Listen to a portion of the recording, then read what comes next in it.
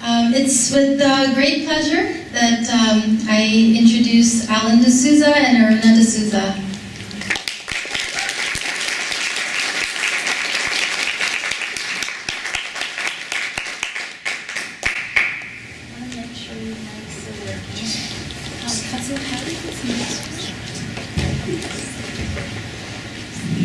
I also feel it's necessary to point out that neither Alan nor I are related to Dinesh.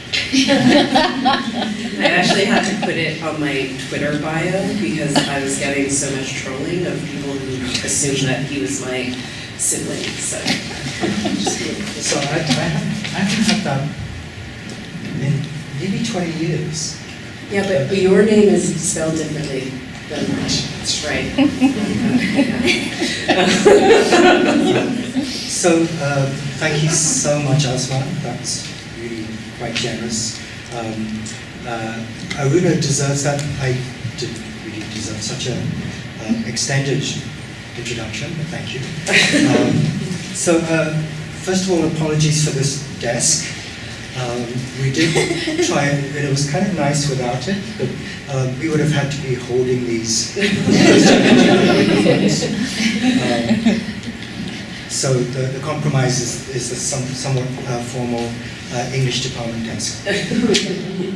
So I'm beyond thrilled that you're here on campus. And I know that Aruna's had a really busy day because I checked on Facebook.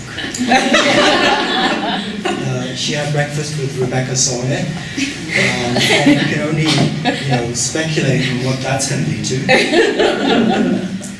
She gave a talk last night. You've also posted an essay you wrote about Simone Lee. Yes. Another review on 4 columns. So you've kind of had a pretty hectic day. I have, but I love being out here. Rebecca Solnit is a friend who I live a lot of my life on social media, partly because I live in the boondocks. I live in a village in Western Massachusetts, and so social media has been a real site for me, intellectually and personally, and very much part of the things that I'm thinking about and how I'm writing, what I'm writing, who I'm writing to. And Rebecca is someone who I think has used the medium in that way, and that's why we sort of met online, and then have sort of entered into this very lovely political sort of and intellectual and writerly conversation over the last few years. So we were talking this morning about writing, where I was asking her, like, how do you... I started out as an academic, where your life is fairly structured via academia, and I've moved into being a writer full time, and it's a really difficult transition. Not because I love it, I love that that's what I get to do all the time, but it really is hard to know when to say no and when to say yes, and to structure your time. So she was giving me a little bit of advice about that, and then we were talking about the wisdom of my 15-year-old daughter, who seems to have all the answers to the world, but who I suspect will end up being like a nameless character in one of her upcoming columns. But we were talking about the current Supreme Court confirmation hearings, and the way in which, in my estimation, men's feelings are treated as fact, and women's facts are treated as feelings. And that was what we spent a lot of time talking about. So it was a very reviving way to start the day of being able to have that conversation. Yeah. One of the things that sort of strikes me, and it's, I know you predominantly through Facebook. Yeah. Yeah. And I think this might be the second time we've actually met. Alan forgets every time we've met. We've met many times. But it's true that... Once was a mistake in a hotel. Actually, once was I got a phone call in the middle of the night, basically, and And it wasn't talking. No, it wasn't talking. It was, and the other voice says, "It's Alan. What room are you in?" Excuse me. He had checked into a hotel, and there was another person there named deSouza, and he assumed that it was Well, it was me. a deSouza. Yeah. So he assumed it was me, and he gave me a call, but I was like 2 time zones away, and whatever. So it was very funny. But many people assumed that we had met for a long time because of the similarity, not actually the same name, the similarity in name, but yeah, it was very much on social media that week, yeah. As with a lot of people in the room, as I was saying hi to earlier today, I met through this means. So one of the things I wanted to do, at least initially, is to, and you mentioned this just now, to trace a little bit of that, the development of your writing through academia, and my engagement with your work on Facebook and reading your articles and reading your book, Whitewalling, is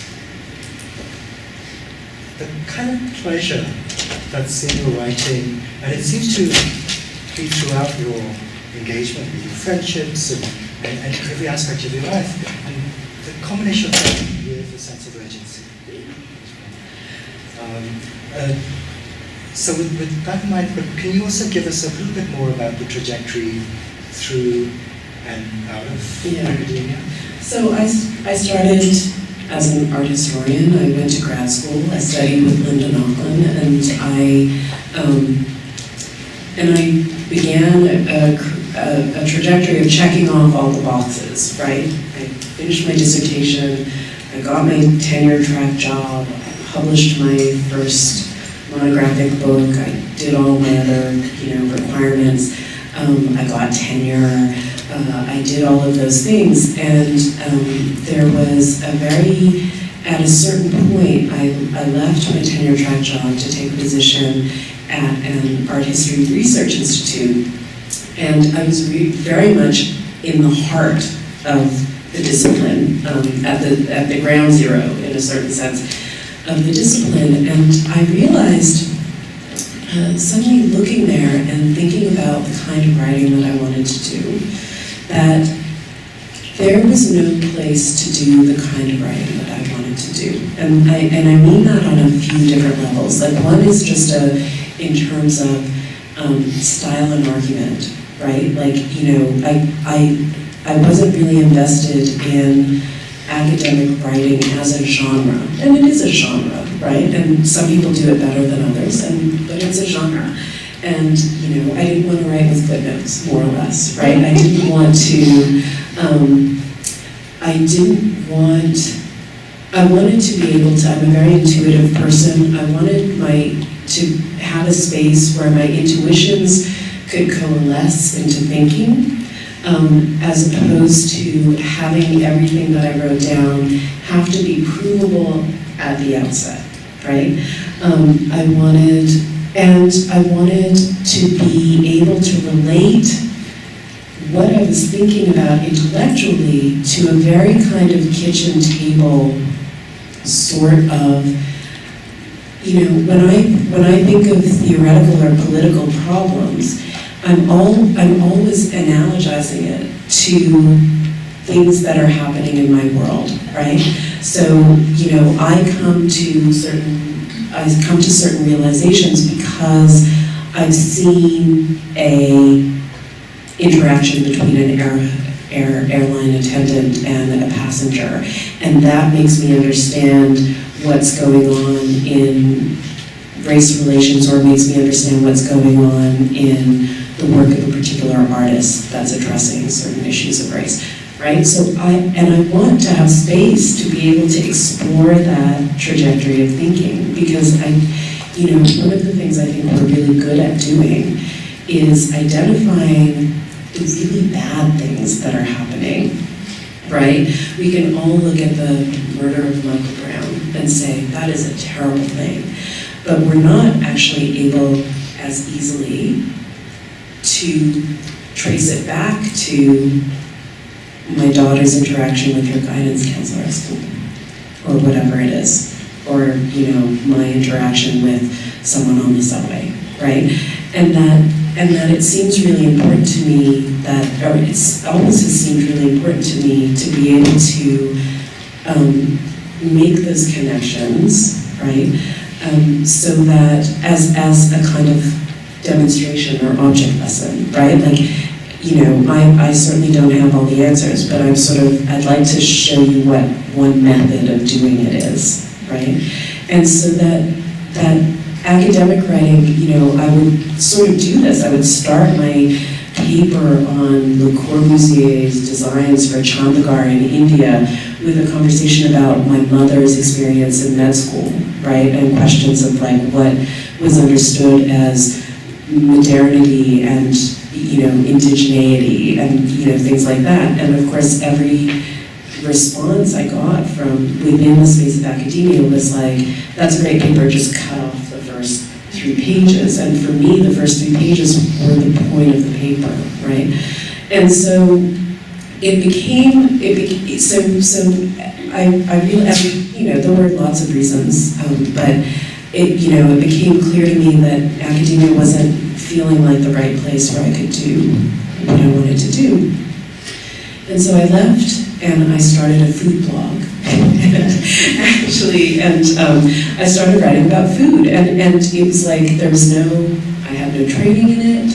I had there were no expectations of the type of writing I would do, and this was a while enough ago that there weren't a lot of people who were writing the way I was writing about food. Now, I think it's very common.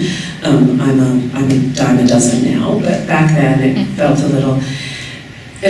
And so I started writing, and I was writing about post-colonial experience and immigration and trauma and diaspora and divorce and food. And I started getting asked to give talks about it. The last time I was in this room, actually, I was giving a talk at one of those Michael Pollan food program conferences, right, where I was asked to come and talk about that. So I was getting sucked back into academia, and so I realized that's not what, I didn't want to turn this into another academic, a reason to be within academia. And so I ended up back writing about art, but with the decision that I was going to write about it very differently, and that it was going to be very much on my terms. And luckily, around that time, the publication Four Columns was established by a woman, Margaret Sundell, who is very committed to the sort of writing and criticism, really, a really sort of wonderfully, I think, humanist approach to criticism. And that really gave me the space to develop my writing. I wrote in that space. I didn't call myself an art critic at all. I said I was doing art writing. And there were a lot of reasons for that. I didn't want the mantle of critic because I didn't want the mantle of judgment.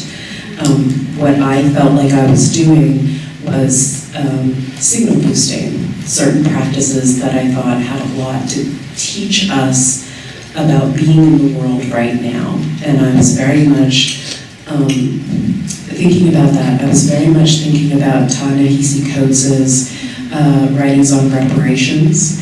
And I was thinking about what it would mean for someone like me to enter into a reparative mode of art criticism. What would it mean to write art criticism in a reparative mode? And for me, it was not that suddenly I will be writing about 50% artists of color, or Black artists specifically, but that I would, after years of not spending enough time paying attention to this work, that I would spend almost all of my attention with this work.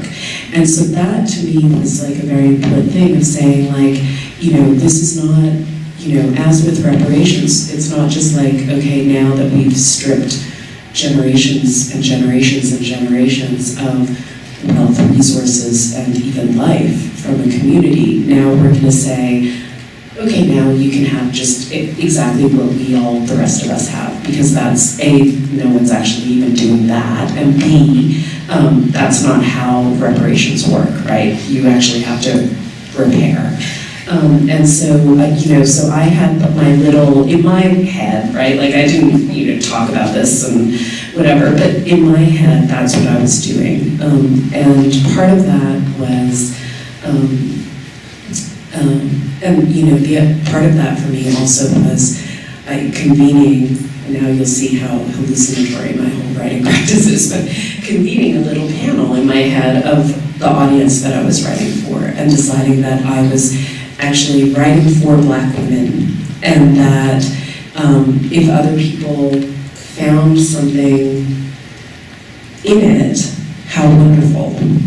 But that my audience, instead of imagining a kind of anonymous, faceless, universal audience, that I was actually going to say to myself, what would these 5 friends of mine, right, like they were actual people, would they be interested in this? Would this be something that spoke to them or their concerns or their practices and whatever they were doing? Would it have something to tell them or to engage with them? And so starting to make my decisions in those ways. How do you write for this audience, which has been sort of forgotten as an audience for so long, right? So what's interesting is, so I didn't call myself, for a lot of reasons, because this doesn't fit into the mode of like what an art critic is supposed to do, right? The art critic is supposed to be like speak to the general audience, the universal reader, is supposed to sort of have these objective criteria and all of this kind of stuff. So I stopped calling myself an art critic as well, or I never really started, I just insisted that I wasn't an art critic until I was at this, about a year and a half ago, I was invited to this panel privately. We met privately, and it was supposed to result in some publication of young art critics. And so I was like, okay, well, I'm not sure if I should be insulted, because actually I'm like about 20 years older than everyone else at this table, so like this is already kind of embarrassing. But at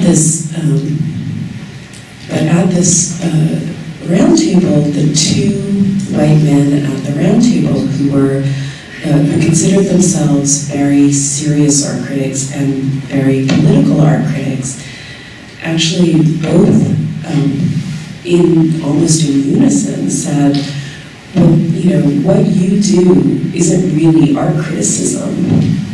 There's nothing wrong with it. But it's not really art criticism, because what you do is advocacy. And they said it with a straight face, and I was like, wow, so does that mean that you're advocates for white, male, straight artists who are making, like, a certain kind of art? Yeah, you would think. And they were so surprised at this thing. But after that, I did reluctantly start saying, like, yes, I'm an art critic, because I refused to see the position that somehow, because I was focusing my attention on not just Black artists because Black artists, but Black artists because this is where some of, I genuinely believe, some of the most consequential work and some of the most politically important work is happening at the moment, right? Like, there's an opportunism in that too. I want to write about good work. Like, I'm writing about artists that are at the top of their game, right? So then I started referring to myself as an art critic, just out of petulance and obstinacy, but because I found that there was a reason not to see that ground.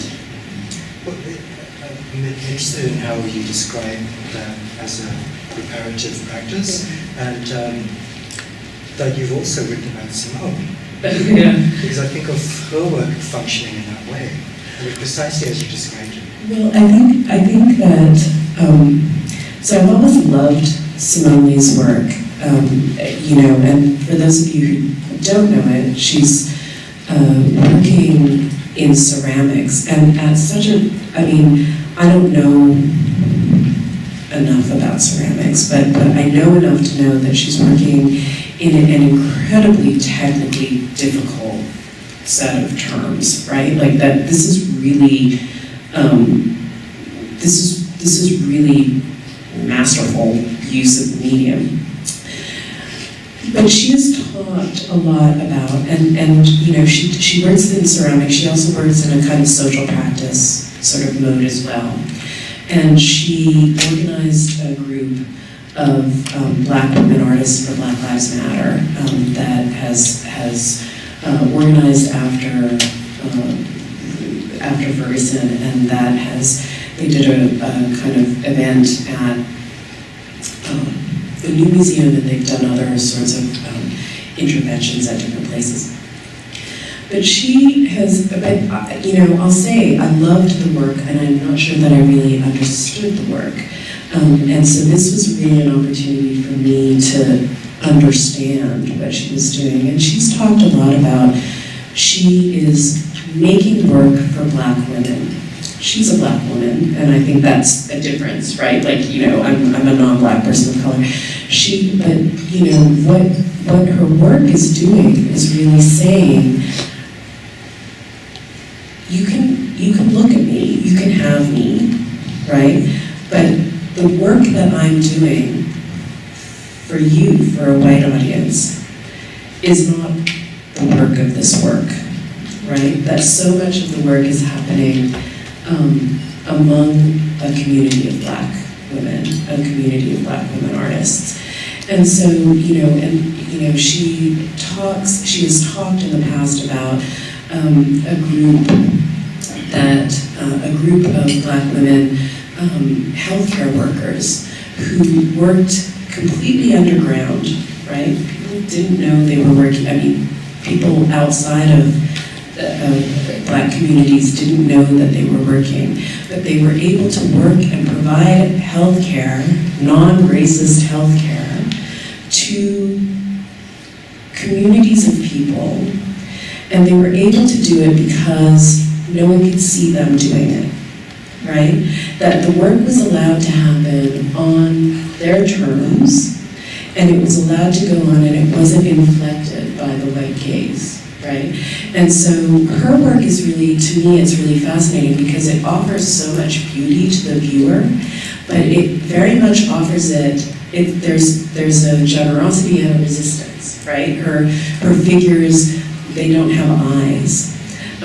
So they can't see you, but they also can't return your gaze. They won't acknowledge whatever you're trying to project onto them, right? And I think it's a very beautiful kind of, and also very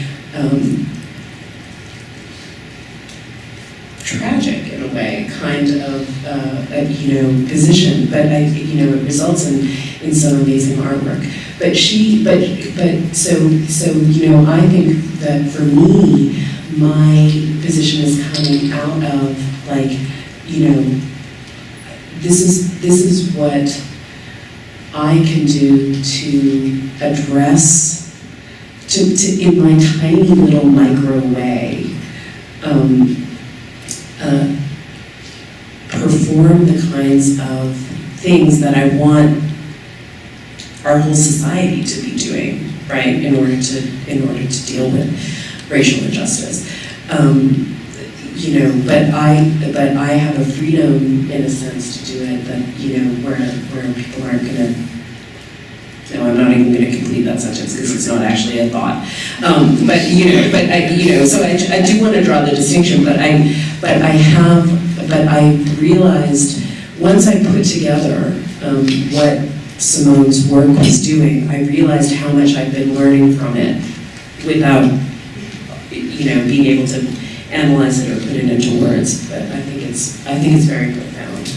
It's also incredibly beautiful. It really is like speaking of pleasure. Yeah, and a kind of physical presence. Yeah, yeah. Yeah, it's interesting. Unfortunately, we don't get to see her work sufficiently. Yeah, here, yeah. But I did see the show at the New Museum. Yeah. And sort of made very explicit as a healing space for Black women. Yeah, and that the one of the projects she did at the New Museum was to set up on the top floor. She was in residence there, but she set up this sort of apothecary on the top floor of the New Museum, and she had various healers in the Black community in the space talking about various modes of Black healing and healthcare and wellness that had been developed, both, passed along through generations, developed in recent years within communities, and and the whole project was very much looking back to or nodding to the way that Black Panthers were setting up health clinics in Harlem and things like this. So it was, one of the fantastic events that was part of this, sort of installation or whatever you want to call it, was that Lorraine O'Grady gave a lecture that was about what it's like to get older. So she stood up and people were asked to ask her questions about what it's like to age, right? What it's like to get older. And it was this fantastic night where, Lorraine is an artist who understands that all of these things, even the most sort of visceral, somatic human things as aging, are profoundly implicated in the political space, right? And so it was a brilliant night, that was veered between talking about insoles of shoes to talking about this sort of larger systems of racist representation and to, what it's like to make art from a position of agedness, So it was a fascinating sort of thing, but yeah, it focused and very deliberately on women's wellness, and there were parts of it, and this is what a lot of people really reacted negatively to, that there were parts of it that were only open to Black women, parts of the programming that were only open to Black women, and it was so interesting to see the reactions to this, because of course there are a million ways in which institutions say, this is really only open to not just white people, but this is really only open to white people of a certain class and a certain educational background and whatever. And it's so ingrained that they don't have to say it out loud, so then they can pretend that they're not doing it, right? That it's just implicit, right? That you're not supposed to walk into that space. But to actually do the same thing and say this is only open to Black women, well, now you've actually said it, right? And so now it becomes an issue, and it's and that's how whiteness works, as invisibility, right? Because you never have to say half of the ways in which it operates. You never have to say it out loud because it's baked into the system. So yeah, I found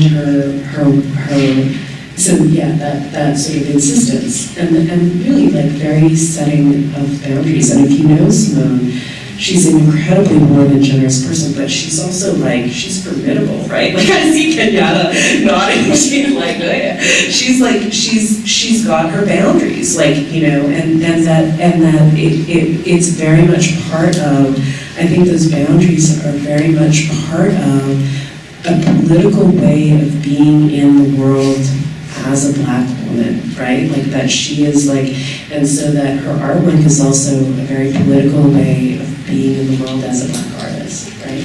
And I think that's fascinating to see the ways in which that sort of carries through from the very personal and the domestic to the most public articulations of a show in a museum.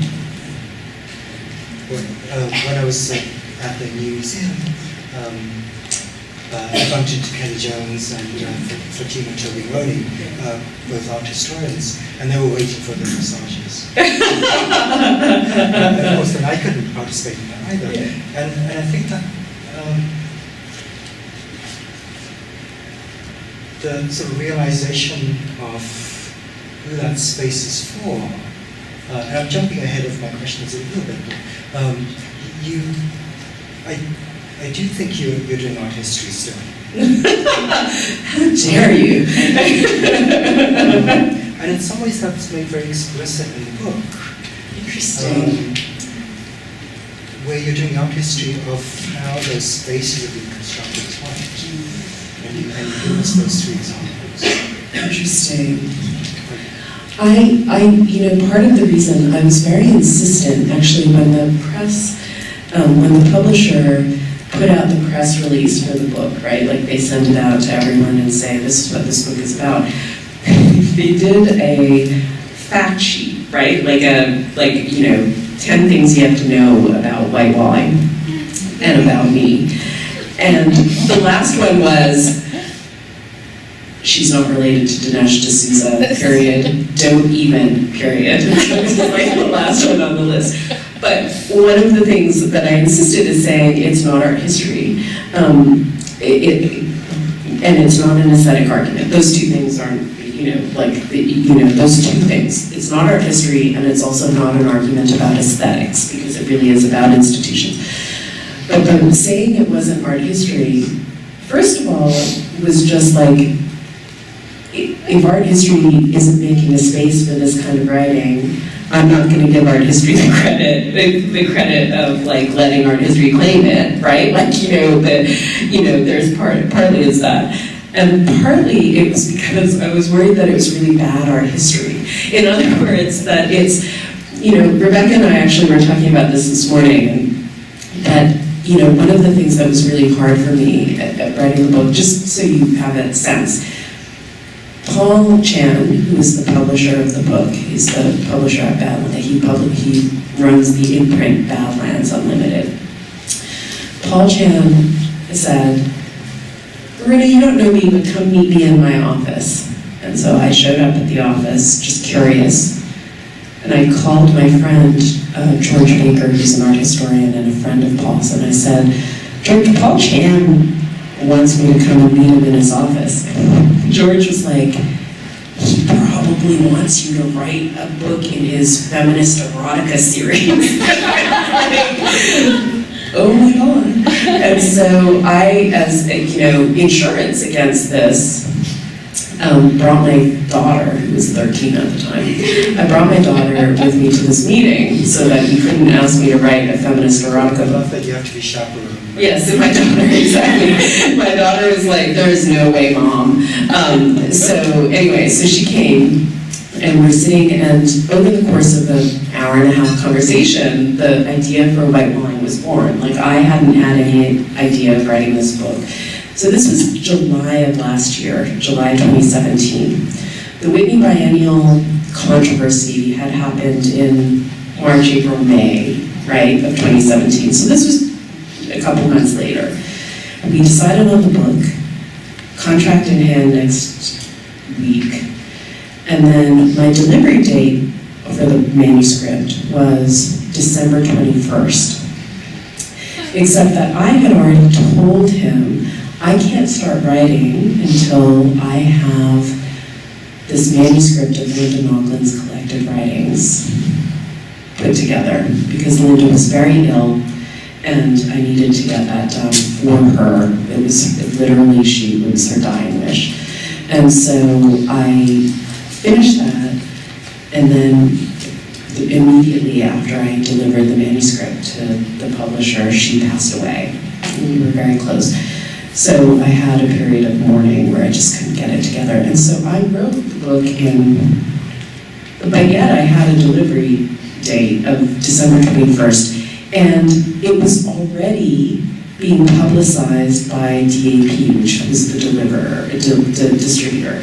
So I had no choice, right? Like, a book was going to happen, right? That was going to happen, this book.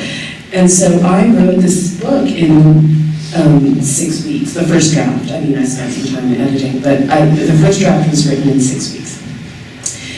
And that was the most amazing experience because I was writing a ridiculous amount, right? Like, I was getting up, I was writing for 8 hours, and I was going to sleep and waking up and doing the same thing 6 days a week for 6 weeks. That's a lot of writing for those of you who write.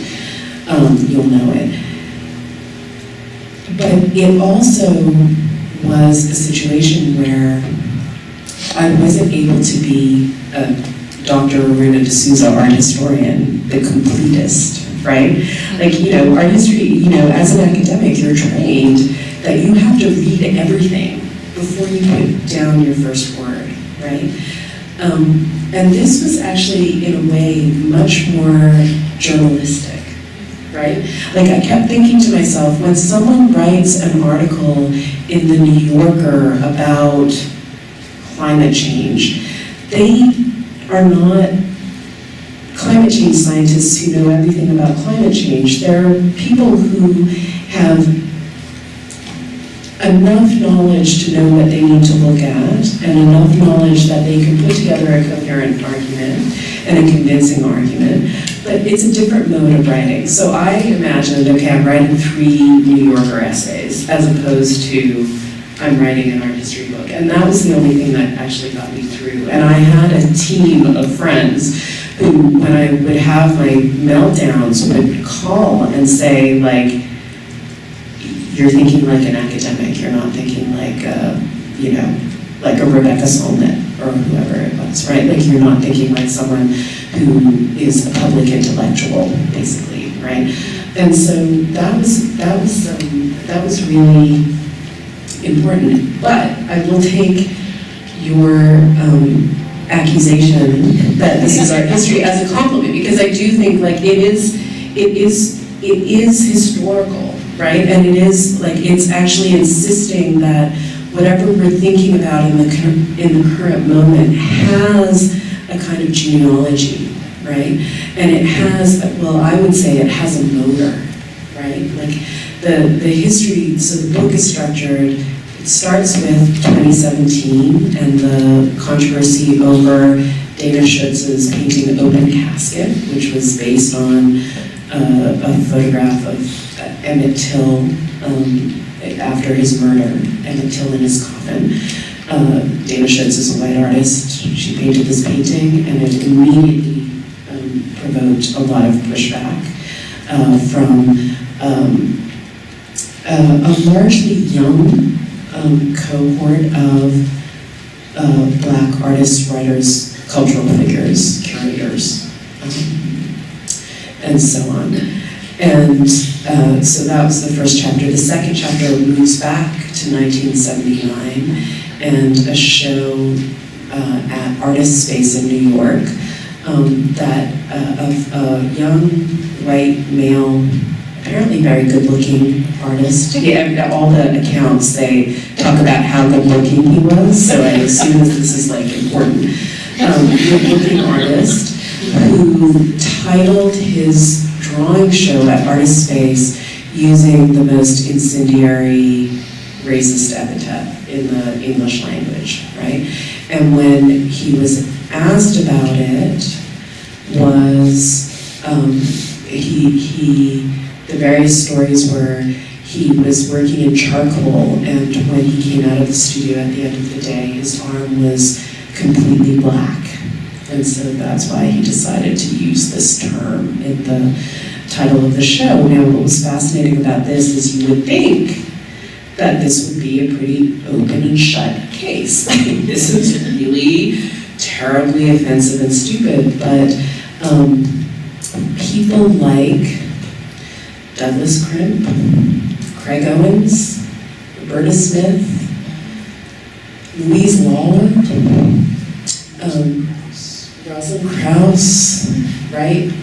All of these people who have had an incredibly outsized influence on the history of art and art criticism concocted the most incredible, structuralist, post-structuralist, postmodernist arguments to justify the use of the term by this artist, and to argue from a fundamentalist point of view that you cannot censor any articulation of an artist, that is censorship. And the people who were pushing back against this, as an equally an interesting group, were Howard Pindell, right, who was really a leader of this, a fantastic, one of my favorite people in the world, this fantastic artist who is a complete rabble-rouser, but she's so shy and retiring that you would never know. Her name is Janet Henry, and she's been at she's like I don't know, what's the film character where they're always at the center? They're always in the middle of things, but no one notices they're there. But that she's been at the center of like all of these amazing artist protests since the 60s. Janet Henry, Carl Andre, this is before the murder of Ana Mendieta, Lucy Lepard, Carol Duncan, who is a fantastic Marxist art historian. So there was a coalition of people who were saying, like, it's stupid to call this a censorship argument. This is so baldly, like, offensive. But, you have this moment happening. And then the third chapter is about the 1969 exhibition at the Metropolitan Museum of Art called Harlem on My Mind, which was the first exhibition that the Metropolitan ever did that acknowledged the existence of African American culture. So they had put African objects on display, but they had never sort of recognized that there was something like Black culture. It was also their first show that was a photography show, because photography was not considered a fine art by most museums. Very few museums had photography departments. It was considered a technical, art. And it was a show where it was curated by a white curator, but he was very, in a way, it was like set the standard for best practices for diversity. They had all of these different committees of Harlem residents who were weighing in and, giving all of these, being asked to talk about what was important to the Harlem community around this exhibition and provide their expertise. But in the end, the committees all resigned because it was clear that the museum had set up all of these mechanisms for them to talk, but actually had set up no mechanisms for the museum to listen, right? And so they were talking, and none of their recommendations or ideas were being actually incorporated into the show. And the show opened with not a single work by a Black painter or sculptor in the show. Now, there were Black photographers, but photography wasn't considered an art, right? So this was already, and most of those photographers, their work was, like, for example, Roy de Carava refused to have his work in the show because the photographs were deployed in this graphic design, almost like trade show, kind of panels and things like that. So the photographs were blown up or shrunk or cropped or whatever in order to fit the larger design project. So of course, photographers like de Carava said, forget it, you're not using your photography show has no respect for photography, right? So this led to one of the biggest and most consequential art protests in American history, right? As a result of the protests by this group called the Black Emergency Cultural Coalition, relatively small group of Black artists and curators and art historians, they managed to get the Metropolitan Museum to establish the Bronx Museum of Art, Queens Museum of Art, Snug Harbor Cultural Center in Staten Island, and they had to disperse their collection to different cultural centers in black and brown neighborhoods, right? This was a radical outcome of these art protests. So there was a way in which, yes, the book, shows things haven't changed since 1969, but I think what it also, sorry, I didn't mean to go on so long about what the book was, but it shows also that this history keeps repeating itself because it's designed to repeat itself, right? That it's recursive. In other words, the seeds of its repetition are part of the history, right? Institutions will always protect whiteness because they are designed to protect whiteness, right? And so every time these things happen, it's not just, oh, look at that, it's happening all over again. It's because the system is meant to produce these events, right? And so it felt important to, at that moment when we were all arguing on Facebook about Dana Schutz's open casket, it felt important not to just remind people that these sorts of things have been happening for a long time, but to actually think about the ways in which it's happening now because it's meant to happen now. It's happening now because the system is designed for it to happen now. That this is, and that this is a much larger problem than just the Whitney Biennial, or just this painting, or just these curators, or just whatever it is, right? Yeah, so. No, I think that really is the sort of huge importance of the book. That, whether we call it art history or journalistic writing, I mean, there is research there, and very close attention to the archives. And so in that sense, there's also kind of art history. Well, three really different archives too. Yes. Because the Harlem on My Mind has been very well excavated, I will say. Susan Kahan has written about it. Bridget Cooks, who's a fantastic writer, I really enjoy her work, and I found her account especially useful. And there are a number of people who've written on Harlem on My Mind, and who have really gone through and, all the correspondence between all the curators and all the members of the advisory committees and whatever. So for that chapter, I was really just retelling a story from a different sort of way through the material. The Artist Space show hadn't been written about extensively, but what was so funny is that Artist Space actually kept every bit of material relating to that show.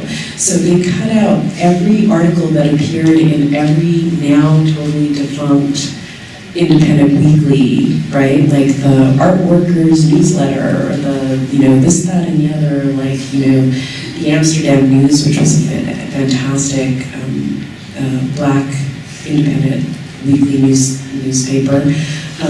So all of these articles, the Artist Space cut it out and stuck it in their files. Every piece of correspondence, everything. So that archive is in the Fales Library at NYU, and so I just got to go and took my iPhone and I just photographed every single thing and took it home and started, piecing it all together. And that was really fascinating because, what you could see is that, Lucy Lippard, for example, was on the front lines and very much part of the protest against Artist Space. But she was also longtime friends with the director of Artist Space, and so she was writing little notes on these letters saying, I'm really sorry this is happening, and I need to tell you a joke about Polish lesbians when this is all over, right? These hilarious, but they were very, it was very much like the back channel conversations, which very much had to do with I'm doing this because it's right, but I'm also still one of you, right? That was really interesting. And then the Dana Schutz piece was really interesting because the archive was Facebook and Instagram. And that's where a lot of these arguments were happening. And so part of the motivation for the book was actually to say, like, as far as the Whitney Museum is concerned, we'll all forget about what happened at this biennial as soon as possible, right? And the fact is that because the arguments happened on social media, it's a river, right? Like it just disappears in this, like, you know, sort of, it just totally disappears in this like endless stream of information. And so it felt important to say, and certainly I haven't done it, what I've done is partial, but it felt important to say, okay, at least here are the big arguments that were being made, and here are the people who were making those arguments, and here's how that was playing out in Facebook debates, and here is like, you know, and to actually start putting that down as an archive, right? Like, you know, here's the beginning of an archive of what these things were.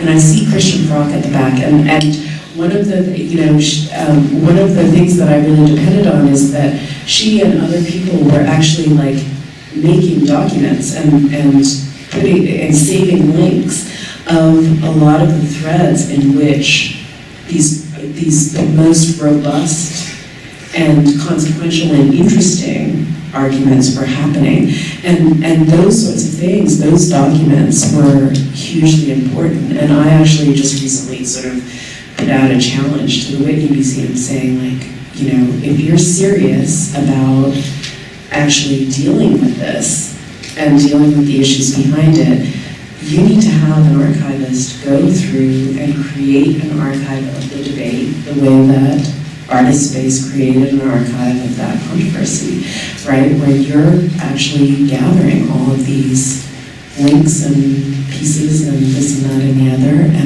and so that there can be a reckoning, right? But yeah. And it's interesting on Facebook. It's the kind of site where people immediately take sides. Yeah. And it's almost pre-scripted. It is, it isn't. I mean, one of the things that's always really interesting to me is that there is a lot of that. And I tend to, believe it or not, I tend to avoid that. But, you know, when I would be taking part in discussions, or really I would be hosting discussions, because a lot of this stuff was happening on my wall, where there was an incredible amount of very thoughtful and nuanced argumentation happening, right? There was also like Coco Fusco, like deciding I was the devil and going off and like, you know, and like really like, you know, we had a terrible fight on social media about this. So like, I mean, God knows, like I wasn't, you know, it wasn't like some sort of like intellectual salon where everyone was on their best behavior, but there was like, but there was, you know, even within that, you know, we were going off on each other. We were also being pretty damn smart about it, right? Like, you know, we were, you know, we had our reasons, right? And so, you know, there was, you know, there is a way in which, like, 3/4, 90% of the people who were weighing in really actually had their heads up their asses and didn't, you know, really didn't know what they were talking about in a quite literal sense, not just had the wrong opinion, but didn't know what they were talking about, right? Like, but there was also more serious and active and recorded discussion about an argument, right? Like, think about that. How often does this bubble up into popular culture? Like, Whoopi Goldberg is talking about it on The View, right? Like how often, and, you know, we talk as museum professionals, as art critics, as artists, we talk about, like, we want art to sort of pervade life in a way. We want to break out of, like, elitist boundaries. We want people to engage with and have art be part of their everyday lives. And like this, it was messy. It was not the ideal circumstance because there were a lot of people who, in those arguments, were having a kind of violence that they experience in their daily lives revisited on them, right? So God knows, like, I'm not trying to justify it, like that this isn't the ideal way, but it's certainly a moment in which all of those things that we say we want to have happen was happening, right? Where people were getting that what was being hung on the wall of a museum had much broader implications about who we are as a society than just a painting hanging on the wall of the museum.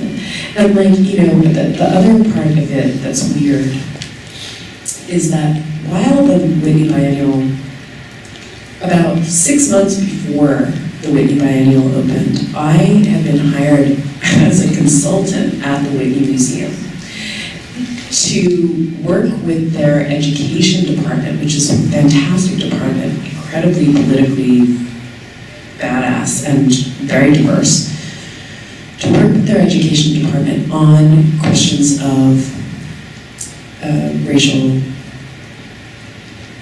justice and inclusion and diversity and stuff like that, but really like walking through some basic texts on critical race theory and things like that. And so then the biennial happened, and suddenly I'm like doing group therapy with these people who really were being tasked by the museum. Okay, now we have this controversy.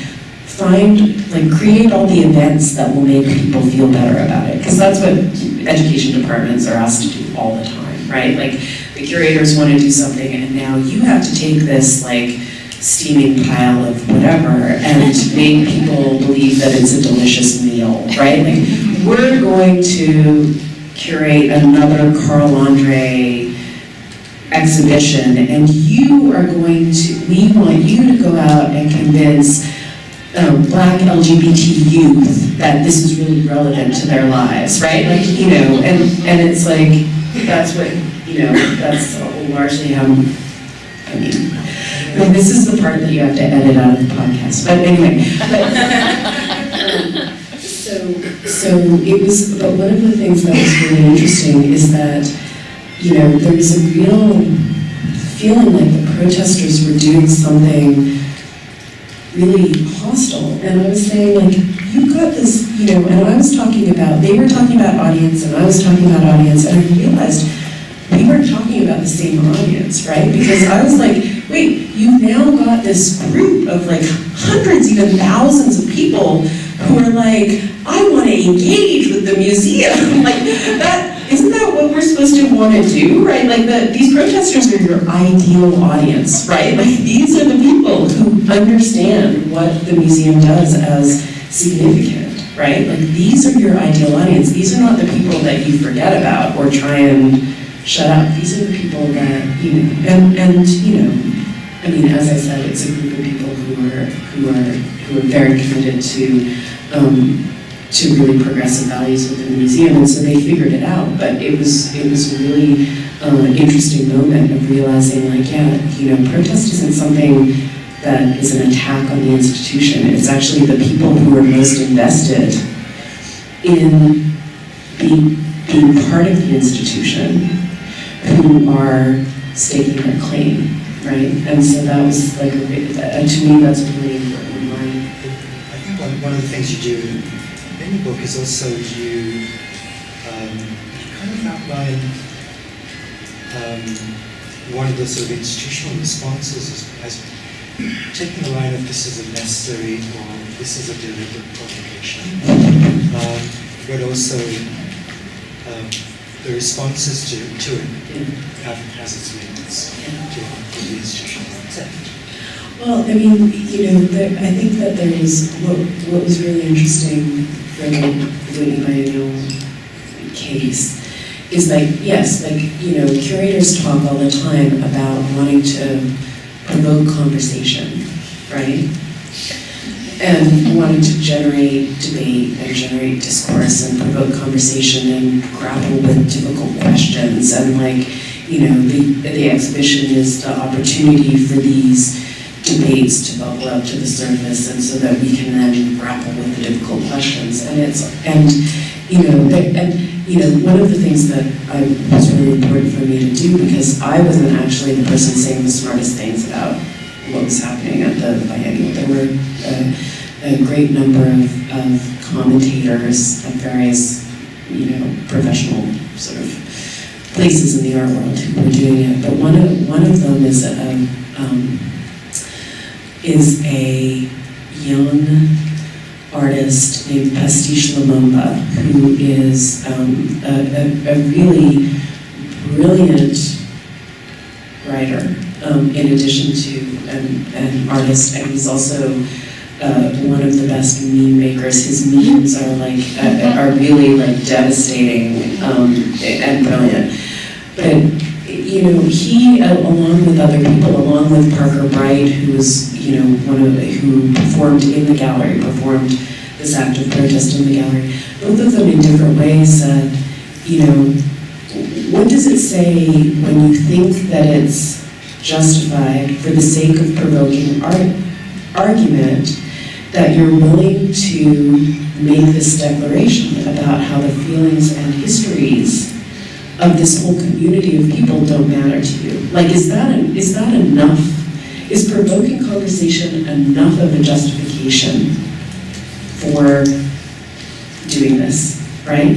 And the flip side is that the other part of the justification that the museum, the curators, and a lot of the apologists for the Whitney were making is that this was, part of a larger,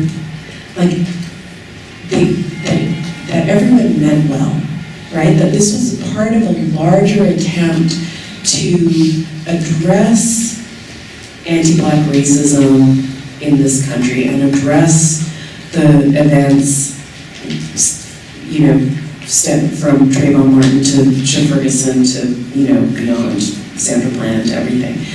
And that, another thing that Pastiche said is that, what does it mean? I'm paraphrasing, he writes it quite beautifully, and you can see it quoted in the book. But what does it mean if your model of allyship is to hurt the people that you are claiming to be allies of, right? Maybe we should rethink this, right? And so that there was, and I think that was really, that one sort of formulation of his was the most, in a sense, the most important thing, and has been in the back of my mind for a lot of,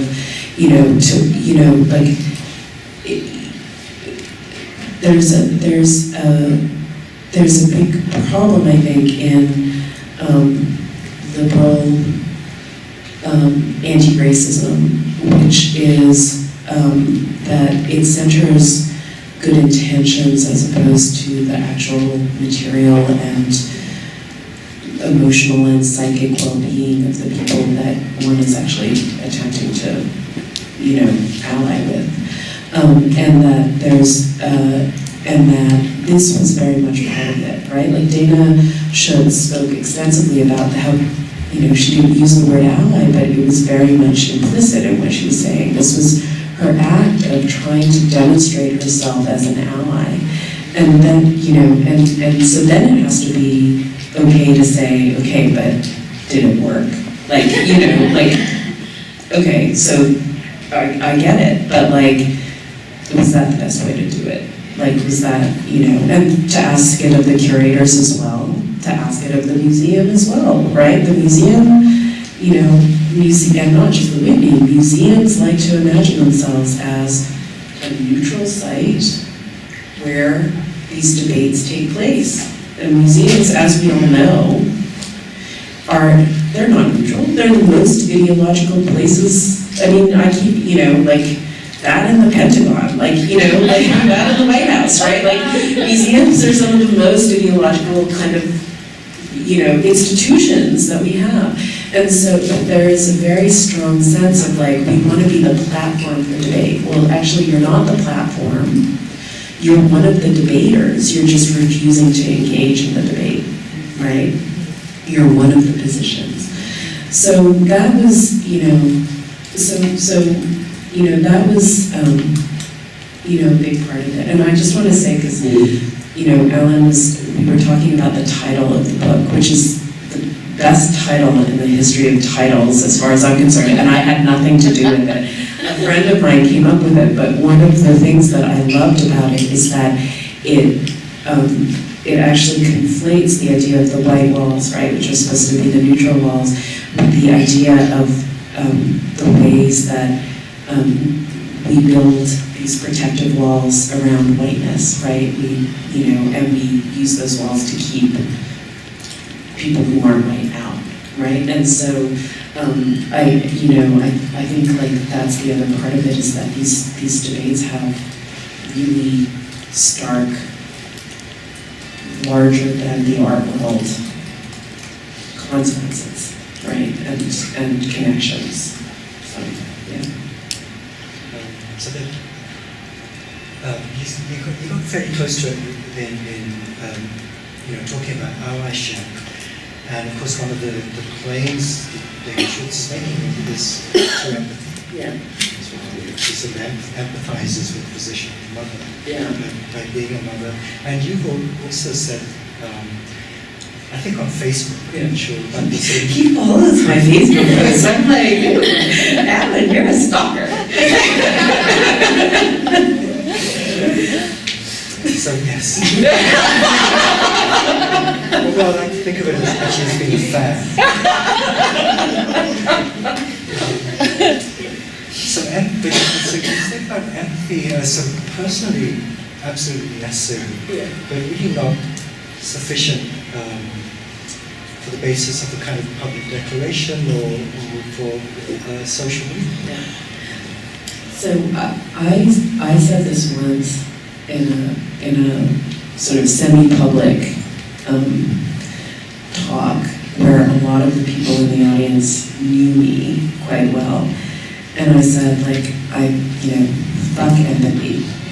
And they all started laughing because I'm actually often debilitated by my empathy, right? I'm a very, doesn't mean I'm a nice person, but I'm an empathetic person, right? Like it's like, and I do think that it's like, I do think that as a personal quality, it's something that we should all cultivate in ourselves, and I try and cultivate in my child and all of that kind of stuff.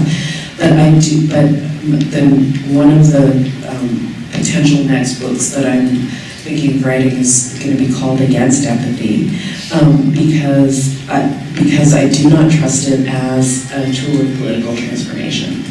And there are a bunch of reasons for that. One is a very historical reason, and that is that there is work.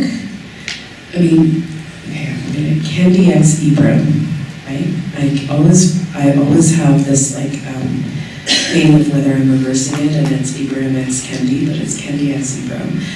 Is a fantastic writer who has written about the history of racist ideas in the West. And one of the things that he has shown through this historical study is that racist ideas didn't precede, for example, the establishment of slavery.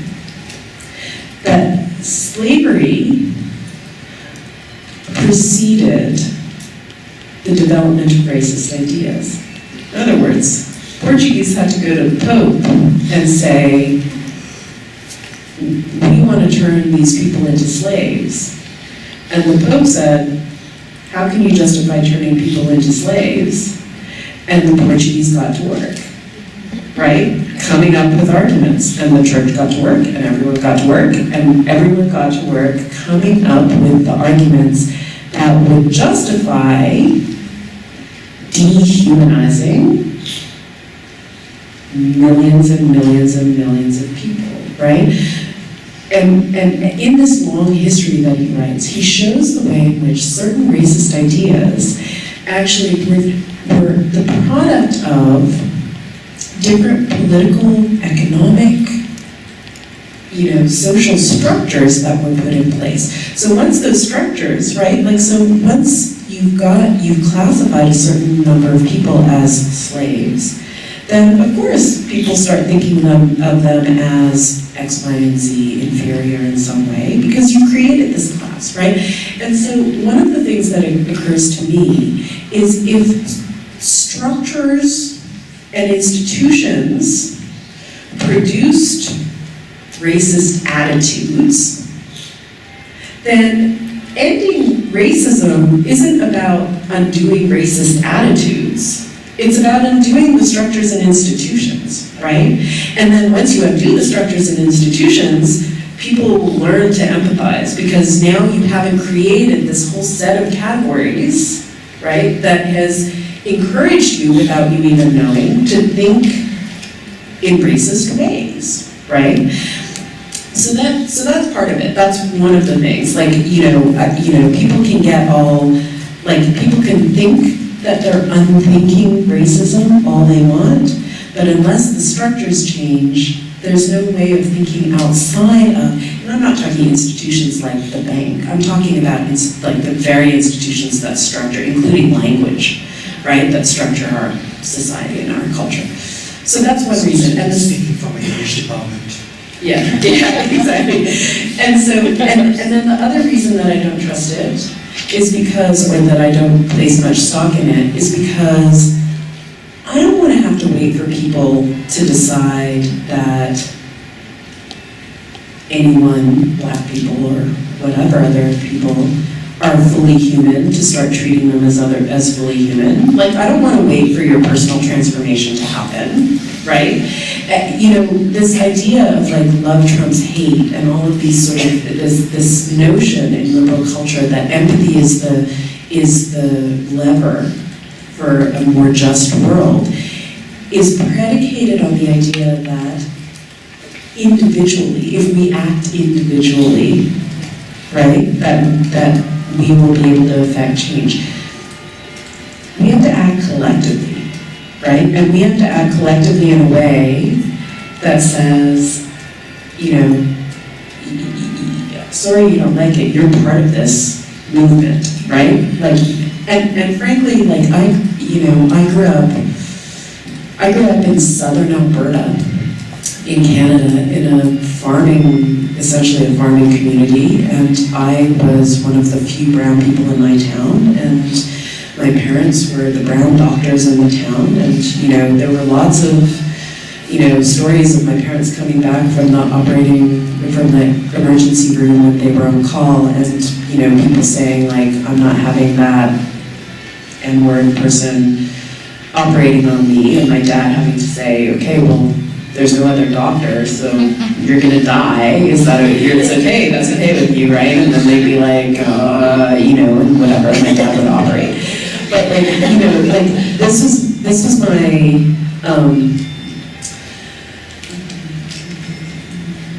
my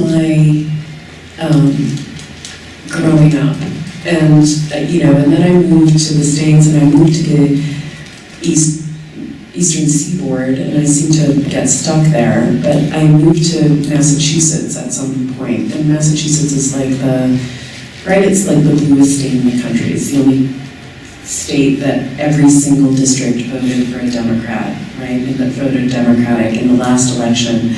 The town that I lived in, in 2008, every single person in my town, except for 9 people, voted for Obama, right? It is the place where I've experienced the most consequential, relentless, and everyday racism I have ever experienced in my life. And it is exhausting. And it's come to make me realize, I lived in a country, Canada, it has its problems when it comes to race. It has its problems when it comes to the treatment of First Nations and Indigenous people. It has its problems when it comes to anti-Black and other kinds of racism. But it has structures in place that make the consequences of people's personal racism less personally impactful. In other words, people, black people go to college at much higher rates there, right? There are, say, for example, just to give one example, there are structures in place that mean that I can be living next to a guy that doesn't want my dad to operate on him because he's a freaking racist, but I will still be able to negotiate my way through society and, achieve get a relatively fair shake, right? I mean, I don't want to, as I said, it's got problems. But, and so here, it's like, I don't care if you think that I'm terrible and not smarter than you, and my cooking smells bad, and I talk with an accent, or whatever people imagine about me. I actually don't care, but what I do care is that the people that you hate can still get a mortgage, can still afford housing, can still get fair and compassionate and effective medical treatment, can still, any number of things, right? That's what I care about. And so this idea that, what we need to do is change people's attitudes.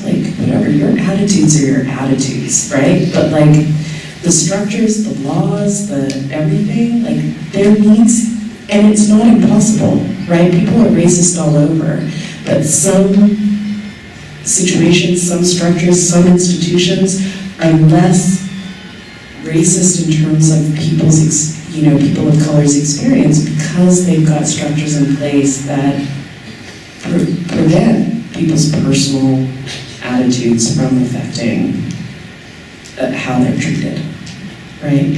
So that's a way too long answer for that. No, necessary one. Yeah. And thank you for taking the time to explicate the steps of that, of how that functions. And I was thinking, empathy is it's held up within our practice as the highest ambition. For artists and for how they want the world to function, is to change attitudes through empathy. And yet it's the lowest ambition when you think that ambition should be around structural change. Well, this is, one of the things that, so when the book was launched,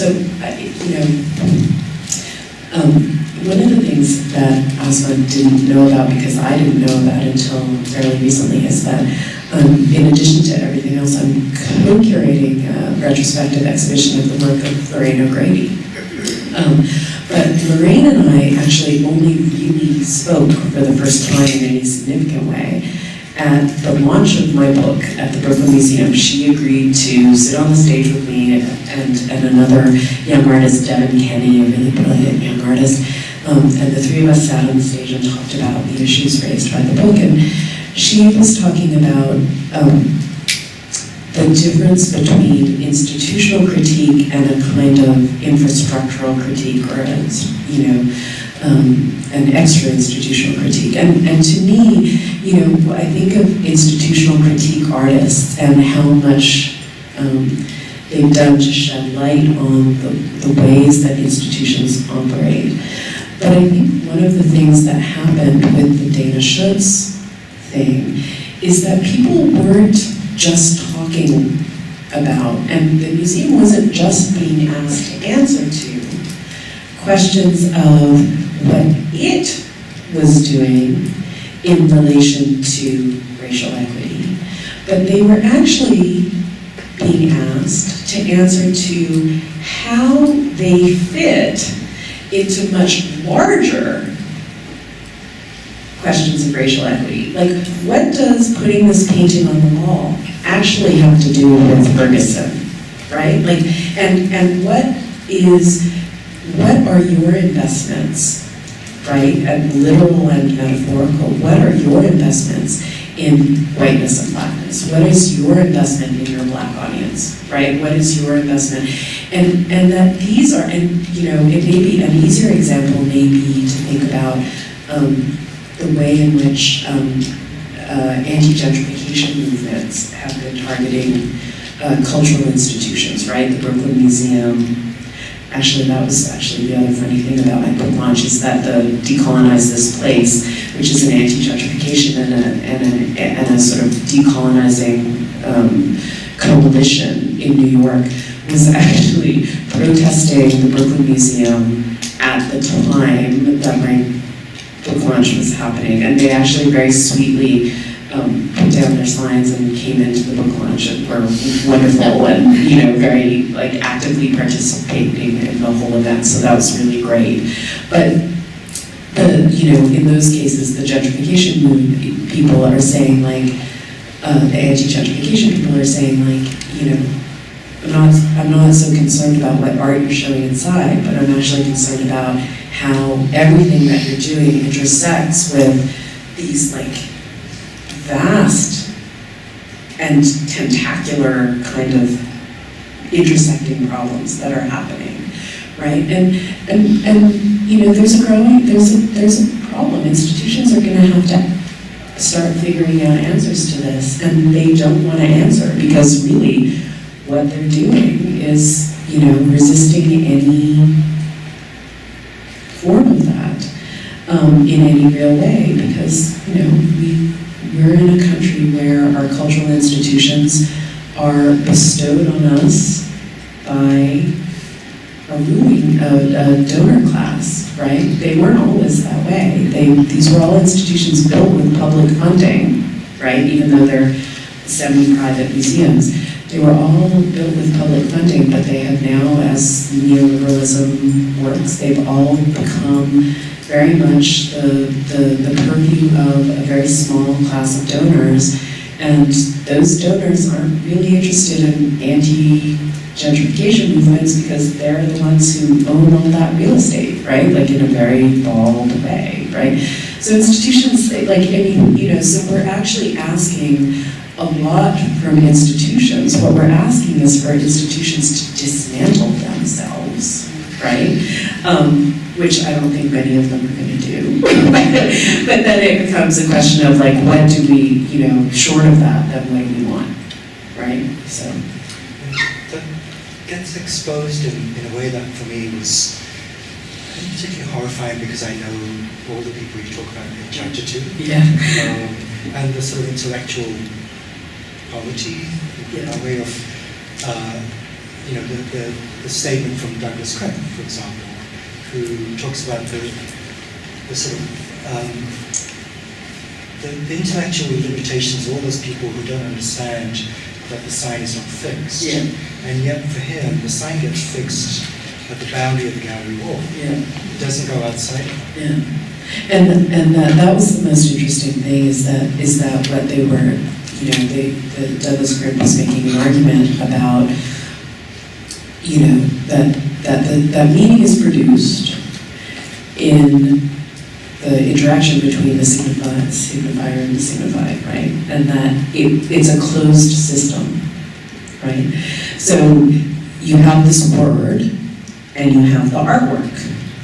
And because the artwork doesn't signify, it doesn't represent racism, then the word can't be racist. Because all meaning is produced in this relationship between the signifier and the signified. Now, that is not even good semiotics, right? I mean, it's not, right? But it's incredibly, but it was argued for in a way that was the other part of it, if you don't get this right by now, right?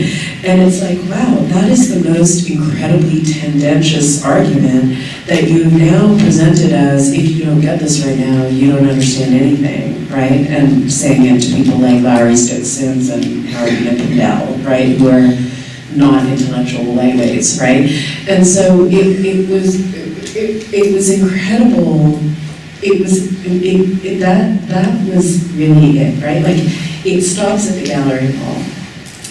And one of the most compelling arguments I think that was made in the book from these protesters was one about where censorship actually happens, right? That censorship, everyone's talking about censorship in terms of whether Dana Schutz is allowed to put her painting on the wall, whether this artist is allowed to title his show this way, right? How dare you censor? But one of the arguments was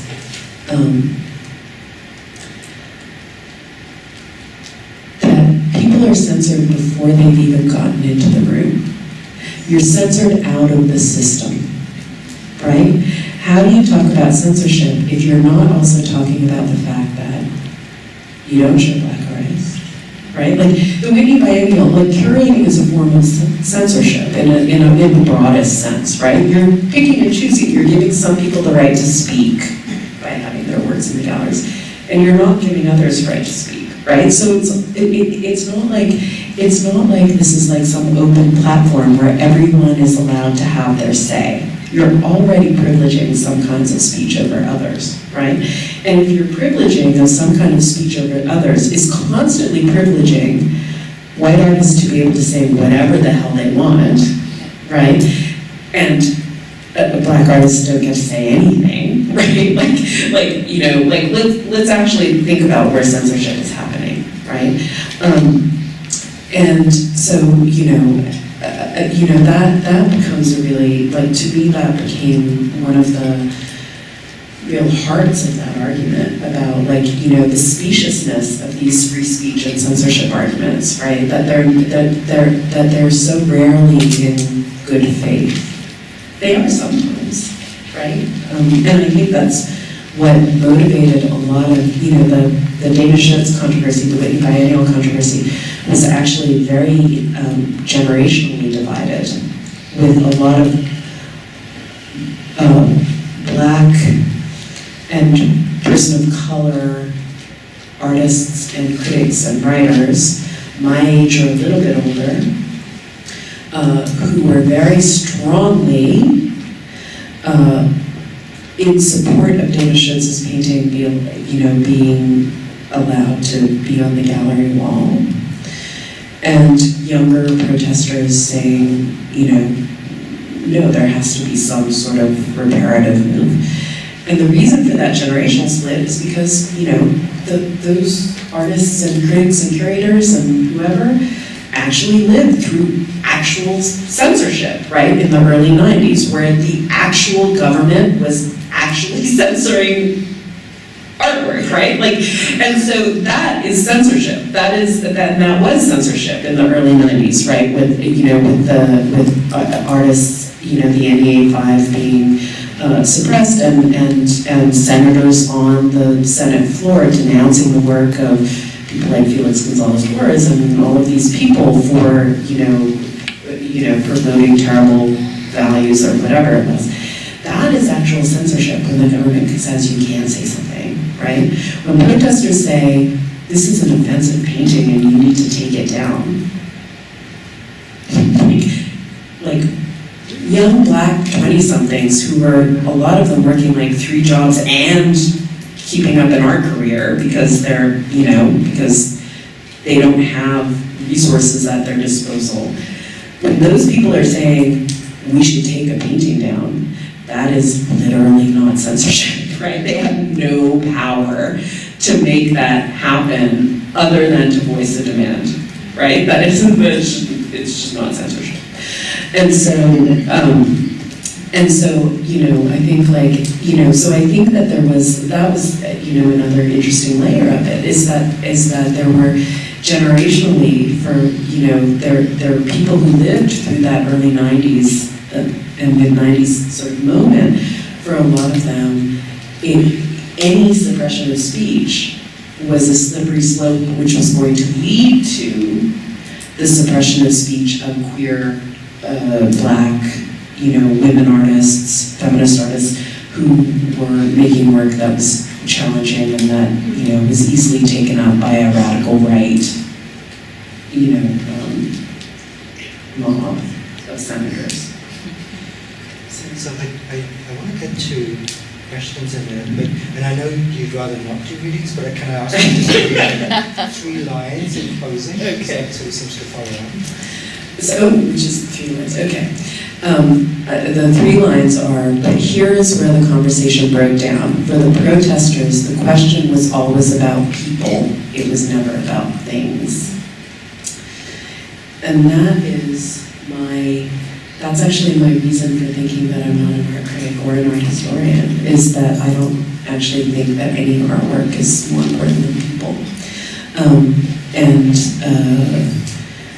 And I think that that's one of the things that this really laid bare, is that, you know, institutions ultimately, in addition to protecting whiteness, they protect the value of our works, right? And that when the real pain and trauma of historical violence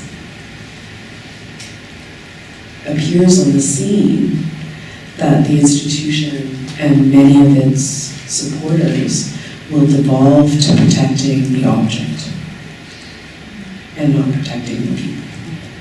I'm still going to think of you as an art historian. Okay.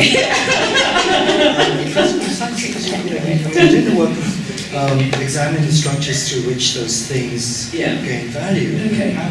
I'll accept it from you, Alan. Just don't tell anyone else. There's so much more there, but I do want to get to some questions. And we did have someone with a mic, so if you reach your hand, you guys have been so patient with me, like talking. So there's a question over here, I think they're recording, so it would be great if you could wait for the mic. Oh, I see. Oh my God, there's a camera. I didn't know. Thank you for wonderfully provocative thoughts. I actually want to return to Alan's question. I have 2 questions which are related. One is about art history, and I wonder there is a sense in which art history privileges the object, but there's also a sense in which art history is moving away from privileging the object. And there is an art history and there's an art history, and there's something at stake in standing firm on the ground. My second question is related to that. You seem to make a distinction between functioning as an academic and functioning as a public intellectual. And I wonder to what extent that distinction holds. And I think of several figures. Scythe comes to mind readily, Stuart Hall, and a host of others, Pivak, for example. I think that when I'm talking, I'll start with the second part first. I mean, obviously, I don't think that being an academic and being a public intellectual are incompatible. And that I think that there are very clear, that this has moved through historical phases, right? That and that, you know, for a lot of people, certainly in the art world, right, there was no possibility of operating outside academia for a long time because there was no financial way of writing art criticism, right? There's like a long history there's a history that's already been written about the academicization of art criticism that was really post-Greenberg, post-Michael Fried, in which there was very little space for, and now there's even less space, frankly, in art criticism. So, I probably overstate the distinction between, but, my experience of art history was that even in a department that was defined itself as a Marxist, theory-based, global department, from the way before any of those words were, this is how this department defined itself starting in the 80s, right? And very much on the forefront of and in very structural and real ways, that there was still a limitation. I may have been able to write op-eds parallel to my art historical work, but my op-eds couldn't be my art historical work. That's, I think, the distinction that I'm drawing. I think that, yes, Rebecca Solnit teaches at Stanford in the journalism program, but I don't think that her work is, I think that there is less space for that in art history, and if it's changing around the question of the object versus the people, I would be very happy to hear it.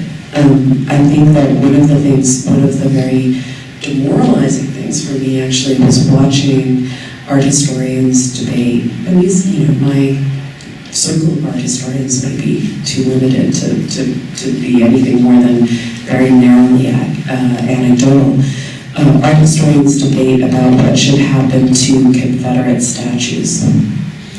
And the arguments being made that Confederate statues need to be, yes, they should be taken down, but they need to be archived because they are, part of, this history and this past, and we need the object in order to understand X, Y, and Z. And, I will say, and this is why I say I'm not an art historian, I couldn't care less about if people are able to examine those objects. I think those objects have done and continue to do more harm than good, and I think it's okay if they're forgotten. Now, It's also bad art history because most of those statues are even from that period. I know they're only from 50 years later. Well, and the people making those arguments weren't unaware of the fact that they were later editions, but there was a privileging of you need to retain the object in an archive so that at a historical distance people can go back and look at it. And, the fact of the matter is, if we kept every sculpture that had ever been made, we would be drowning in sculptures, right? Literally, if we kept every artwork that had ever been made, we would be drowning in art, right? Things get destroyed all the time, right? And it's at moments, and God knows, we have quite willingly, disposed of all sorts of cultural production of, Black and brown communities and whatever in this country, right? These things have not been valued and whatever. And so, I think that there's ways in which, and it's not because art historians are racist, right? That's not the outcome. It's that art history requires an engagement with the object, or, largely an engagement with the object. There may be developments in art history that are not doing that, and that is a failure of mine to keep up with the field, but since it's not my field anymore, then I don't have a tremendous need to do that. At the same time, I got a freaking PhD in it, and I write about it, I wrote about it and whatever. I don't think it's unnecessary. I don't think it's useless knowledge, right? I think that it's knowledge that needs to be deployed in ways that fulfill, for me at least, a kind of political and ethical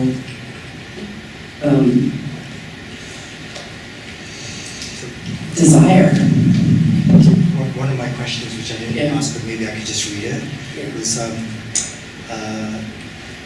how do you see yourself, if you do, as an art historian? And I'm asking this in the context of what work art history can do in the broader culture of, say, Barack Obama in 2014 saying, and I quote, "Folks can have a lot more potentially with skilled manufacturing on the trades than they might with an art history degree." Or in the context of Hannah Gadsby's, Nanette's reclamation of art history, rewielding it as a necessary tool for the Me Too movement. when she talks about Picasso suffering from mental illness of misogyny. Yeah. So there's two things. One is, and I keep going back to Rebecca, but sometimes she provides such pithy information. So one of the things that's really funny is she wrote something about this sort of whole discourse of the white working class that people kept coming back to after the election. And she pointed out that there are more Americans who work in museums in this country than there are who work in the coal industry, right? So Barack Obama is wrong, right? I mean, like, you know, so that's just like, let's put that out of the, you know, like contention, and, you know, yeah. And the, you know, the thing about, so okay. I don't care if I ever see Picasso again. I actually am so curious what would happen if we just put all the Picassos in storage and never looked at a Picasso again. I'm curious, like would the world explode? Like would like our culture, like what would we lose? Right? Like, I'm curious, like, what would we lose? Like, every time something happens and everyone's like, oh, so should we burn all the Picassos? I'm like, why not? Like, just see, right? Like, but it's always wielded as this, like, terrible apocalyptic, like, end game, right? Like the worst possible scenarios, we burn all the Picassos. And it's like, well, actually, like, let's actually go through the motions of thinking about, like, what actually would happen? Right? Like, tell me what would happen, what we wouldn't understand, what we would understand. So I just went to a show of the sculpture of Jack Whitten at the Met Breuer in New York. And I walked around this exhibition, and here's an artist, African-American artist, who we primarily know because of his painting, and not enough of us know about his painting, but he's a fantastic painter who was working in the 60s, 70s, 80s, 90s, just passed away. And he was working in Greece. He had a house in Greece. He was looking at Western sculpture from the Greek Cycladic era forward, right? He was looking at Picasso, he was looking at Brancusi, he was looking at all of this stuff. And as I looked, I was like, you know, I was thinking about all those lessons that I learned about how Picasso so brilliantly understood what was at stake in the structural relation of forms in African masks and various African masks mostly. And that he really brought those sort of structural, structural language of space, and brought a new structural language of space into the space of modern art, right? Picasso's guitar, most famously, but also a lot of his other work in sculpture and then in painting. And Brancusi was using these primitivized forms to make these sort of minimalist art, machine age kind of works and whatever. And I'm walking through this exhibition, and here's Jack Whitten, who's looking at a lot of the same sculpture, who is trained in the modernist, Western modernist tradition, who is thinking about African sculpture in relation to these other forms, Greek Cycladic sculpture, European, other forms of European sculpture. And he's making sculptures that, guess what, are as sophisticated in their understanding of the complexity of these African masks and totems and things like that, right? He's getting what's so structurally brilliant about them and what's at the root of their sort of visual language. And yet, none of all that racism attached. And it was like, wow, right? Like, it was just like this thing of like, wow, I can have that without the racism? Like, it's like, I can get that burger without the avocado on top, right? Like, you can do that? And like, and I was like, oh yeah, you can do that, right? Like, you know, you can do that. And you can have these really important formal lessons, which is what we're always told, right? We need Picasso's racism or misogyny or whatever, because look what he did. He invented cubism, right? Like, you know, like you know, take one with the other. And it's like, oh no, but wait. Like, I can be looking at this stuff, which is teaching me so many of those same lessons, and actually teaching me other lessons that are, you know, as relevant, it seems to me, without all of those things attached. And so, you know, yeah. So anyway, so that's, you know, at this point, I'm like, I've talked so much that I'm just like, I'm giving you like the extreme version of me, but like, so take everything I'm saying now with a grain of salt. But I do think that there's an argument to be made, right? Like, yes, there's a question. Oh, sorry, I shouldn't be directing this because. Okay, my question is, can we have the burger without the avocado? Because, no, like, we were having this conversation in class about the Dana Schultz piece, right? And my thing is, 100 black women could have painted that picture of Emmett Till and no one would have gave a fuck. Yeah. The second a white woman does it, that's when it becomes either, oh, what an ally she is, or how dare she. Do you know what I mean? And that's the problem that I always come back to, of like feeling invisible. Like, it doesn't become a thing, or it doesn't become important until a white person authors it. That's when it becomes like the conversation. I am from Alabama. I grew up in Alabama, you know, and so in my head too, I'm constantly thinking about the two types of white people, not just the two types of white people, but the two loudest white voices. The one that says, she has no right to do this because it's gonna make black people feel bad, but then there's the other white voice that says, she can't do this because it's gonna make us white people look bad. We can't have this picture because we have to sweep this under the rug. We cannot let this be shown, right?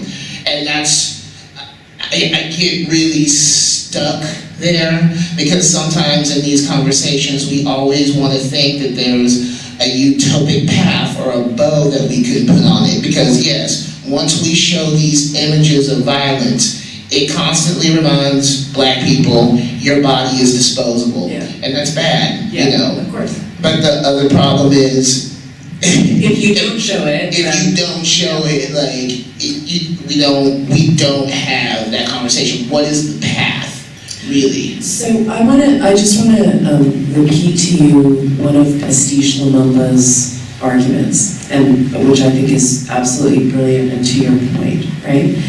And you know, and a lot of the protesters said, it's not that she decided to paint this painting, right? That's not the problem.